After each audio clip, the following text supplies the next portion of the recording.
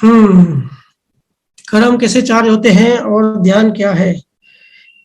ध्यान के बारे में तो काफी कंफ्यूजन है, मुझे भी काफी सवाल आते हैं ध्यान के, चेतना के, कर्मों के, और इससे रिलेटेड भजन सुमरन से भी काफी जीव काफी सवाल करते हैं और काफी कंफ्यूजन है।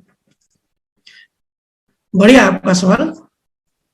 देखो, पहले ध्यान को समझते हैं, बड़े ध्यान से सुनना। हम जैसे जैसे अभी हमारा सत्संग आगे बढ़ता जाएगा तो बातें धीरे धीरे गहरी होती जाएंगी। ठीक है, धीरे धीरे धीरे धीरे लेवल थोड़ी हाई होती जाएगी टाइम के साथ साथ। जैसे जैसे हम यात्रा में आगे आगे बढ़ते जाएंगे हमको चीजें पता पड़ती जाएंगी। ध्यान का मतलब है एक रोशनी, एक चेतना। ध्यान का सिर्फ इतना ही मतलब है कि जो चेतना है, जो हम चेतन तत्व हैं, जो जड़ से मिल गई है, उस सब उसका ध्यान, उसका जो ध्यान है, जो एनर्जी है, वो बाहर बह रही है। तो चेतना को बाहर से अंदर कैसे भेजना है, उसको कहते हैं ध्यान। ध्यान हम करते हैं बाहर की चेतना को कलेक्ट करके अंदर अंदर भेजने का काम करता है ध्यान। ध्यान मतलब अवेयरनेस, चेतन तत्व है जो जो अवेयर करता है। पहले चेतना को समझते हैं।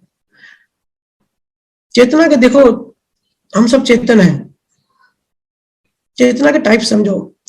एक जो भैया कहते हैं कि जो शुद्ध आत्मा है, जो 100% चेतन तत्व है।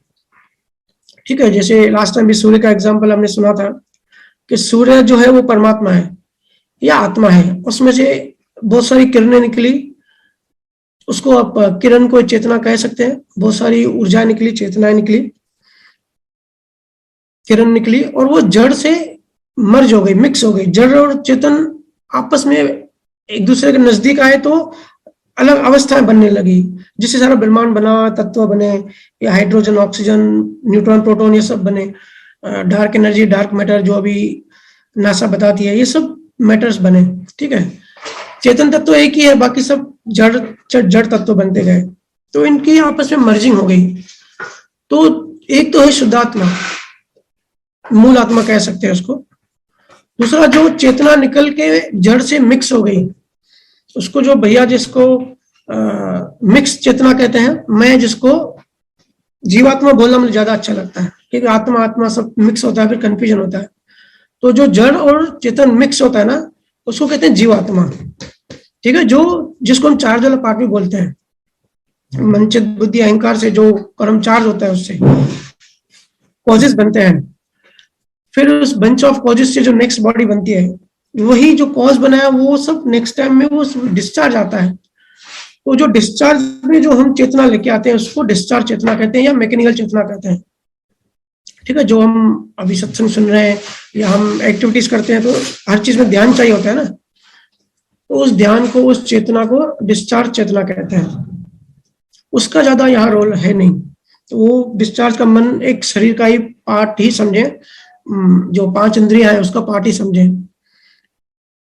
मेन बात है जीवात्मा, जहां से ये पूरी पैदाइश होती है कर्मों की, जो एक्चुअली कर्म चार्ज होते हैं, जिससे कर्म बनते हैं। तो ये 3 टाइप की चेतना है। ठीक है, मूलात्मा, एक साइड मूलात्मा जो 100% चेतन है, एक साइड जड़, मैकेनिकल मैकेनिकल चेतना जो 100% जड़ है, और उनके बीच में जो दोनों का मिक्सचर है। ठीक है, उस मिक्सचर की वजह से अहंकार पैदा हो जाता है, एक अलग अस्तित्व पैदा हो गया। चेतना आत्मा से अलग हो गई, अपने घर से निकल गई, और उसका अलग अहंकार कैसे पैदा होता है? जब भी परमात्मा से अलग हम हो गए, अलग अस्तित्व हुआ, तो अलग अस्तित्व का मतलब ही अहंकार है, और अहंकार से पूरा संसार है। अहंकार से अज्ञान है, अज्ञान से पूरा संसार है।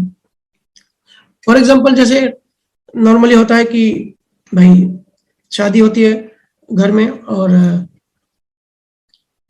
अगर पत्नी की नहीं बनती घर वालों से, तो पति बोलता है कि मुझे अलग होना है, अपने पापा के पास जाता है और बोलता है कि मुझे अभी अलग होना है, मतलब अलग घर बसाना है, अलग अस्तित्व करना है।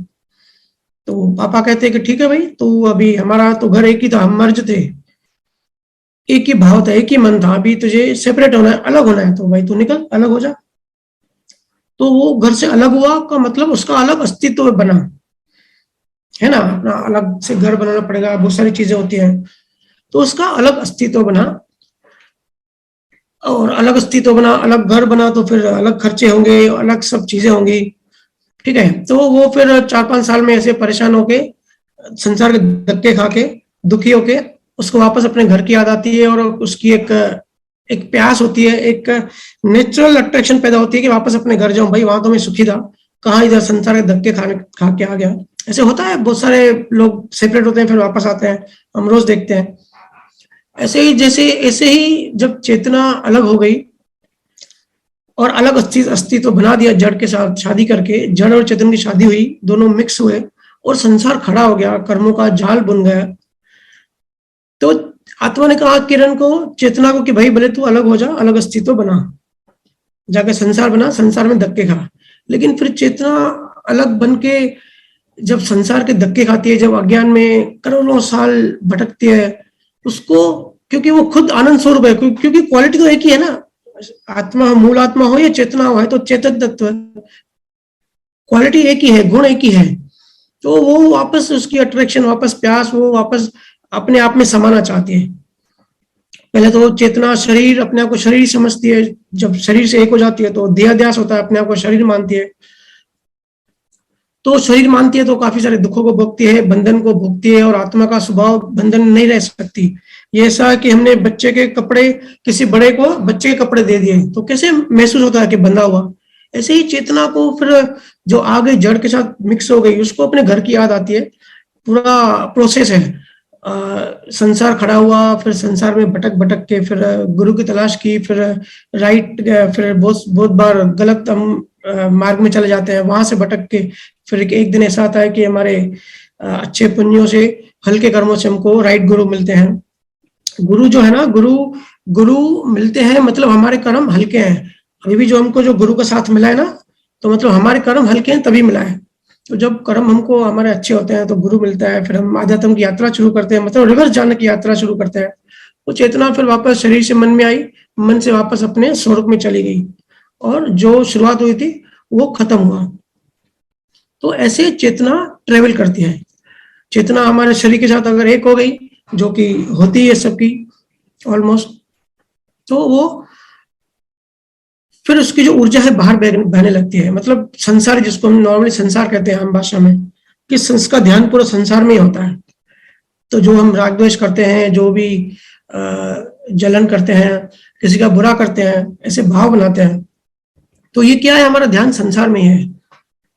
तो ध्यान का मतलब होता है कि कैसे संसार से हम पीछे आके अपने आप में, या तो परमात्मा में ध्यान लगा के उसकी तरफ रिवर्स डायरेक्शन में अपने आप की तरफ हम बढ़ना चालू करें। और ध्यान जो होता है ना, वो चार्ज वाला पार्ट होता है। बहुत सारे लोग इस चीज में कंफ्यूजन में है कि ध्यान को चार्ज कहते हैं या डिस्चार्ज कहते हैं। ध्यान जो है, वो ध्यान का मतलब ही होता है फोकस। फोकस मतलब कंसंट्रेशन, मतलब आप क्या सोच रहे हो, आपका पूरा दिन में आपका ध्यान क्या है। और ऊर्जा का नियम बताया कि जहां आप ध्यान दोगे वही चीज आगे बढ़ेगी। तो आपका जो ध्यान संसार में होता है, बाहर कुछ भी कर रहे हो, अगर आप शांत बैठे भी हो, अगर आप भजन में भी बैठे हो, सिमरन में बैठे हो, लेकिन आपका जो चेतना है वो जो जहां गुरु ने कहा है वहां नहीं होके और संसार में है, और उस टाइम भी अंदर हमारा जो ध्यान है संसार में है, तो संसार के कर्म बनते हैं, क्योंकि वो एक ऊर्जा है, एनर्जी बनाने की मशीन है, जो जीवात्मा है ना, जो चार्ज वाला पार्ट है। तो फोकस जो होता है वो ध्यान होता है। और ये जो सारे जो साधन होते हैं, जो सारी प्रक्रिया है ना, जो सारे सिस्टम है, सारे प्रोसेस है, सबका उद्देश्य यही है कि आपका ध्यान बाहर से खींच के अंदर ले जाए। इसके लिए ध्यान की जरूरत होती है। हाँ, ध्यान डिस्चार्ज में कब होता है, जब ध्यान, अगर आपका चार्ज में जिस भी चीज का आप ध्यान करोगे, जो भी चीज आप कर्मों को चार्ज करोगे, तो नेक्स्ट जन्म में वही आपका डिस्चार्ज आएगा, तो फिर ध्यान भी आपका वैसे डिस्चार्ज आएगा। जैसे महावीर स्वामी ने 4 ध्यान बताए, अत्र ध्यान, रुद्र ध्यान, धर्म ध्यान और शुक्ल ध्यान। ठीक है। अत्र ध्यान का मतलब जो बहुत सारी चिंता करता है, जो खुद को जलाता रहता है, होता है ना, कभी कभी घर में से इश्यूज हो जाते हैं कि एक सब्जी की वजह से झगड़े हो जाते हैं, फिर दूसरे दिन सब शांति हो जाती है, लेकिन वो अंदर में ही अपने आप को जलाता रहता है जीव। इशू छोटा होता है, लेकिन अंदर में अंदर वो चिंता करता है और जलता रहता है, जलाता रहता है, खुद को तकलीफ देता है। उसको महावीर स्वामी ने कहा है आर्त ध्यान। तो ये जब वो चिंता करता है ना, तब वो नया चार्ज कर रहा होता है, उसका फोकस, उसका ध्यान, उसकी जो चेतना है वो ब्लॉक हो गई, वो अटक गई, अरेस्ट हो गई, साइकोलॉजी में कहते हैं। तो वो फिर वही चार्ज करेगा। तो इसका डिस्चार्ज महावीर स्वामी ने बताया कि इसका जो डिस्चार्ज आएगा नेक्स्ट जन्म में, तो इस टाइप से वो खुद को तकलीफ देगा, तो वो डिस्चार्ज कहा जाएगा। लेकिन डिस्चार्ज वो तो इफेक्ट है, लेकिन जो कॉज है ना, उसको ध्यान कहते हैं, उसको कहते हैं आत्म ध्यान। महावीर स्वामी ने डिस्चार्ज को या जो इफेक्ट होता है ना, उसको ध्यान नहीं कहा है। जब उससे पहले जो कॉज बनते हैं, जो चीज चार्ज होती है, उसको कहा है। रुद्र ध्यान का मतलब दूसरों का बुरा करने का भाव, दूसरे का कैसा मैं नुकसान करूं, ऐसे भाव। अगर किसी ने मेरा अपमान कर लिया, तो अगर उस टाइम हम होश में रहे, अलर्ट रहे, अपने आप को समझाया कि भाई अपमान किया, वो तो हिसाब क्लियर हुआ, मैंने जरूर अपमान किया होगा पहले, अभी लेन देन पूरी हुई, इसका जिम्मेदार मैं ही हूँ, सामने वाले की बेचारे की गलती नहीं है, उसने तो अनजाने में, बेहोशी में, उसको भी कुदरत कंट्रोल करती है। ऐसा सोच के अगर हमने निर्दोष देखा, तो कॉज नहीं बनेगा रुद्र ध्यान का। क्योंकि हमने ध्यान तो दिया, लेकिन किस चीज में ध्यान दिया, उसको ऊर्जा को नहीं बनने दिया, ठीक है, पॉजिटिव में लेके गए। लेकिन अगर किसी ने अपमान किया और अगर अंदर अंदर हम जल बुन रहे हैं और बदला लेने का सोच रहे हैं और बुरा, उसका बुरा कैसे करूं, उसकी प्लानिंग कर रहे हैं, हमारी जो नियत है और कर्ता भाव, जो मेन सबसे बड़ा कारण होता है कर्ता भाव, ठीक है ना, चार्ज करने में।